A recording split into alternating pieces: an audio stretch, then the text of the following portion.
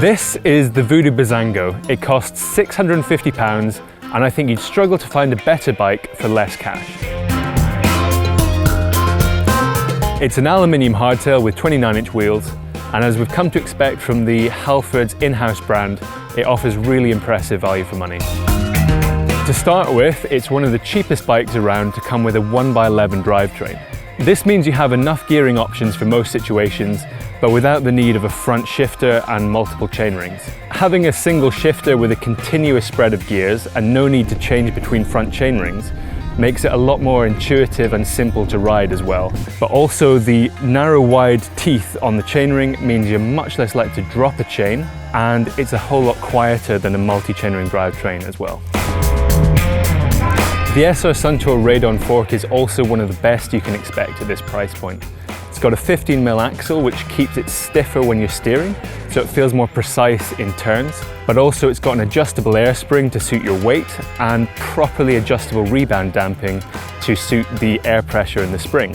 It's also got a lockout which makes it a little more efficient on flatter road sections. Just as important are the Shimano brakes, which offer noticeably more power than most of the brakes you get on bikes at this price point. That means that if you set them up quite far inboard, you can easily brake with just one finger, which is a really important skill for proper mountain biking. Now obviously none of that is any good to you unless you've got a quality frame, and the frame on the Voodoo is quite impressive. It's butted, so that means the tubes have a thinner wall thickness in the middle where the strength is needed less. That helps keep the weight down. This bike in size extra large weighs 13.2 kilograms, which is pretty good for a bike of this price. Now you're not going to get cutting edge, super stretched out geometry on an entry-level bike like this, but compared to its competitors, the geometry is really well balanced. The bottom bracket's nice and low, the head angle is moderately slack at 67 degrees, and that would have been considered very relaxed until quite recently. The top tube is pretty roomy too, which allows for a super short stem. Taken together, that translates into a bike which is really predictable to handle, particularly in tighter turns, mostly thanks to that super short stem. It's also really easy to get your weight back into a nice neutral position for steeper descents, and combined with that fork and relatively powerful brakes, that makes it a much more confidence-inspiring bike on technical terrain than most of its competitors. The Maxxis Ardent tyres are not the grippiest, but they're better than most tyres you'll get at this price point. They're also really fast rolling, so you can cover ground really quickly. At 2.25 inches wide, they're not the biggest tyres, and a wider tyre would give you more comfort and more traction with no real penalty in terms of rolling speed. Now you could upgrade to a slightly wider tyre, but the clearance is a little tight, so you couldn't go much beyond a 2.3 or 2.4. Having said that, even with these tyres, this bike is remarkably comfortable when pedaling over bumpy terrain. The reason for that is probably not some magical flex properties of the frame, but more to do with the big wheels, which roll over bumps more smoothly than a 27.5 wheel.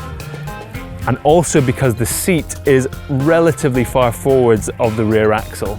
And that means that as the bike pitches over bumps, you're a bit more isolated from those bumps by being slightly further forwards of the rear axle towards the middle of the bike. This also makes the bike more efficient to ride over rough terrain, and combined with those fast rolling tyres, the Voodoo is surprisingly sprightly for cross-country style riding. But what I really like about this bike is how hard you can push it in technical terrain. The brakes have enough power to get you out of trouble if you come into a section too fast. The fork is seriously impressive for a bike of this price point, which allows you to ride faster and harder through rough terrain than you really expect to be able to get away with on a bike like this. But most of all, the overall shape of the bike, particularly with that super short stem, makes it more confidence-inspiring and predictable to ride in really technical terrain than anything else I've ridden at anywhere near this price point. There are a few things that we didn't like about this bike. For example, the 720mm bars could be a little wider. It's also got an ISIS bottom bracket, which is not as bad as it sounds, but it does mean you'll probably have to replace the bottom bracket bearings more regularly than you would with an external style bottom bracket. As I've already mentioned, it would be nice to see some slightly fatter tyres, and in an ideal world, I'd like the XL size to be a bit longer. But the overall ride quality of this bike is in another league compared to anything else I've tested in this price point. I'm quite used to testing bikes which cost up to 10 times the price of this bike, but it's been great fun seeing what you can get away with and the speed you can carry on a bike that's so much cheaper. And that's why, despite those niggles we mentioned earlier, we gave this bike a 5-star rating. We think for many people it could be a great introduction into the sport of mountain biking. Let us know what you think in the comments below, and don't forget to like and subscribe.